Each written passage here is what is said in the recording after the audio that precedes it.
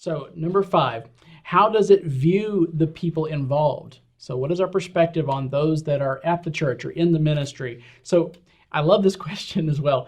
How would you feel about serving under your own ministry? So what is it really like for you to be under you as a leader in your ministry? And are we only telling people where and how we need them to serve according to our mission and vision for our church or ministry?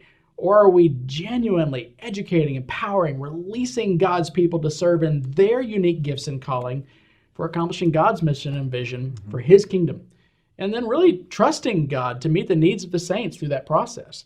Are we inviting people to understand how God has made them to uniquely and particularly reflect what breaks His heart, and thus to act on that with God? And then lastly, is there room in the church for all of them, all the people involved, to carry a different fraction of God's burden for what is broken in your community?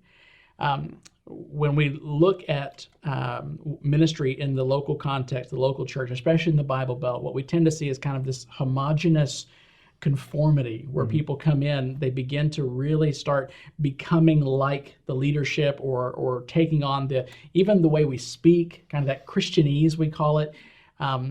One of the most releasing and empowering things that I have seen in church planting movements is when the leadership really invests in what has God actually called each person to. And I'm not just talking about a spiritual gift test, but really helping them to develop what is the burden of God placed within us, and how do we carry that out to reach a broken and lost community? In other words, how is the kingdom going to come here on earth as it is in heaven through each individual person?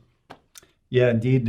It's really one of the things that we struggle, as a matter of fact, as a community in the Middle East, which is the pastor, the leader, or the minister himself becomes a role model.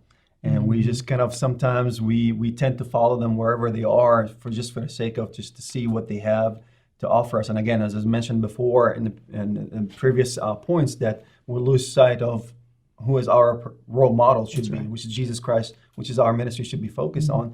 And the saddest part itself, as I mentioned, is that indeed we focus on the leader and we lose sight of Jesus. But we tend to focus more on what breaks the heart of Jesus. We miss that. And for us, as I said, we tend to more to think what the leader have to say to us, and or the minister himself, and we forget what Jesus commanded us to do, and we lose sight what breaks God's heart.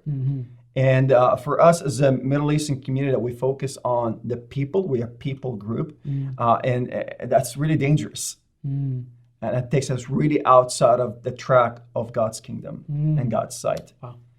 السؤال اللي بنوجهه في هذه النقطة هو كيفية انخراط شعب الرب في الخدمة في الحقل.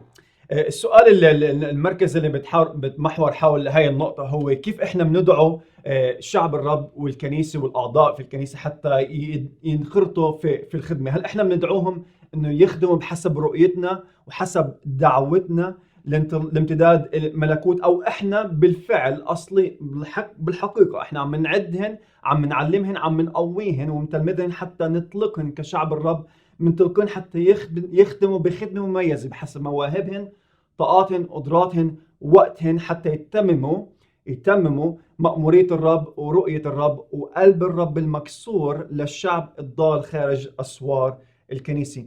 كتير مهم انه احنا ندعو شعب الرب والكنيسة حتى تفهم انه الله خلق كل واحد موجود في الكنيسة تلميذ الرب بشكل مميز حتى يعكسوا شو هو بيكسر قلب الرب تجاه الشعب والخطاة اللي ساكنين في الظلمة خارج أسوار الكنيسة.